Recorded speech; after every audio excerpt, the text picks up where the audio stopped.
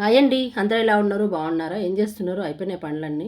నేనైతే ఈరోజు నువ్వుల పచ్చడి చేస్తున్నాను. నువ్వుల పచ్చడి అంటే చింతకాయ పచ్చడి అయితే చేస్తున్నా. చాలా బాగుంటుందండి.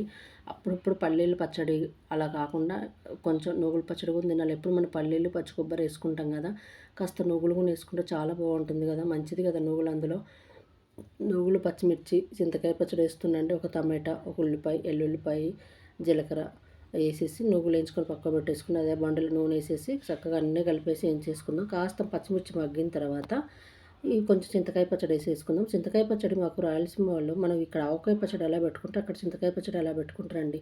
పెద్ద పెద్ద బకెట్లు తెలుసా. సమ్మర్ వచ్చే లోపల చింతకాయలు అన్నీ తెచ్చుకొని రుబ్బు పెట్టేసుకొని చక్కగా స్టాక్ పెట్టుకుంటారండి. రాయలసీమ వాళ్ళకే తెలుస్తుంది చింతకాయ పచ్చడి విలువ ఏంటో. అంటే అందరికి తెలియదని కాదు, తెలుసు. కాకపోతే అదేందో ఒక ఆనవాయితీగా అండి. ఏమి వేయరు మళ్ళీ అందులో. నల్లేరు వేస్తారు. నల్లేరు, ఇప్పుడు అదేంటి ఉప్పు, పసుపు, అంతే. ఏమేయరు. ఇప్పుడు వేస్తున్నారులేండి మెంతులు, జీలకర్ర, టమాటాలు, పచ్చిమిర్చి అన్నీ కలిపి రుబ్బుకొని అవన్నీ కలుపుకుంటే వేడి వేడి అన్నంలో తినేసేయచ్చు అనమాట అలానే. కానీ ఆ టేస్టే వేరే. పాతకాలం ఎట్లయినా కొత్తది కొత్తదే, పాతది పది. ఇప్పుడు మనం ఎన్ని వెరైటీగా చేసినా కానీ పాతకాలం పచ్చళ్ళే మంచి బాగుంటుంది తెలుసా. అలా ఎంత ఇంటింటికి ఉంటుందండి. అదే ఏంటో కానీ ఎవరింట్లోనే చింతకాయ పచ్చడి లేకుండా అయితే ఉండదు. ప్రతి ఇంట్లో ఉంటుంది. అదే ఆ ఇంట్లో మా ఇంట్లో ఒకటే అనమాట. మేము కూడా తెచ్చుకుంటాం ఊరు వెళ్ళినప్పుడల్లా. చక్కగా తెచ్చేసుకొని ఇప్పుడు ఈరోజు అదే పచ్చడి చేసేసుకొని తాలింపు పెట్టుకుంటే సూపర్ ఉంటుంది తెలిసి. ఎన్ని రోజులున్నా బాగుంటుంది.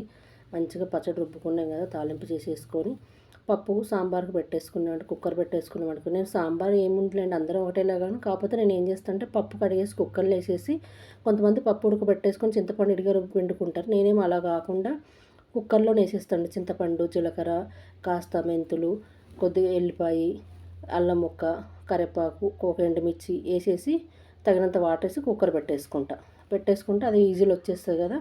అది చల్లారి పెట్టేసుకోవచ్చు, పక్కకు పెట్టేసుకొని. నెక్స్ట్ నేను ఆలుగడ్డ కర్రీ కూడా చేస్తున్నాను. ఆలుగడ్డ గోరుచిక్కుడు కూర చేస్తున్నా. ఈ పటాపట ఎందుకు చేసుకుంటున్నా పొద్దున్నే అంటే బయటికి వెళ్ళే పని ఉందండి. అందుకని ముందు వంట చేసేసుకొని వెళ్ళిపోదామని చెప్పేసి చాలా ఫాస్ట్గా అవుతుందన్నమాట.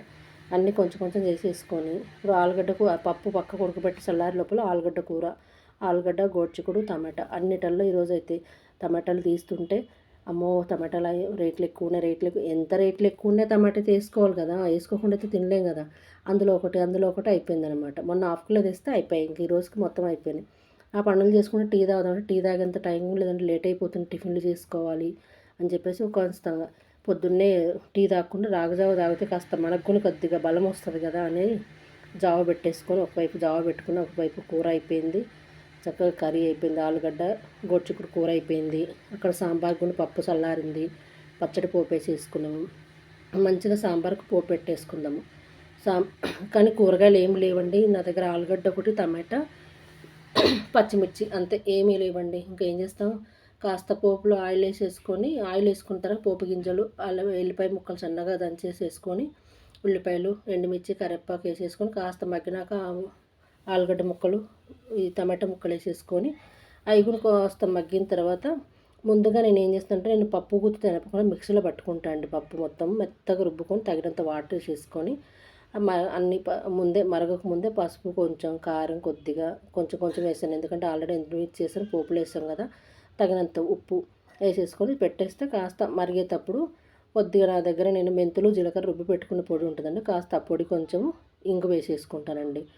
కాస్త పుల్లగా అనిపించింది అనుకోండి కొంచెం బెల్లం ముక్క వేస్తాను. లేదంటే కానీ నార్మల్ ఉంటే పర్లేదు. నాకు ఈరోజు పులుపు లేదు, చప్పగలేదు, నార్మల్గా ఉంది, పర్వాలేదు. బెల్లం ముక్క అయితే వేయలేదు. చక్కగా సాంబార్ కూడా అయిపోయింది కదా. నెక్స్ట్ చపాతీ చేసేసుకుందామండి. మళ్ళీ మధ్యాహ్నం వచ్చి చేసుకునే దానికంటే ఎందుకంటే చేసేసి పెట్టేసిపోతే అయిపోతుంది కదా, మళ్ళీ వచ్చి అడవుడు అయిపోతుందని 2-3 చపాతీలు చేసేసుకొని వైట్ రైస్ కూడా అయిపోయింది. పనులు అయిపోయినాయి. ఇంకా ఎప్పుడు రెడీ అయిపోయి బయటికి వెళ్ళిపోవాలండి. ప్లీజ్ అబ్బా, చూస్తున్నారు కానీ ఎవ్వరు లైక్లు చేస్తలేరు. ఎందుకు నచ్చట్లేదా? పెద్ద వీడియోలు అయితే మరీ దారుణంగా తెలుసా, 2-3 ప్లీజ్ లైక్ చేయండి, షేర్ చేయండి, కామెంట్ చేయండి, ట్రై చేయండి మీరు.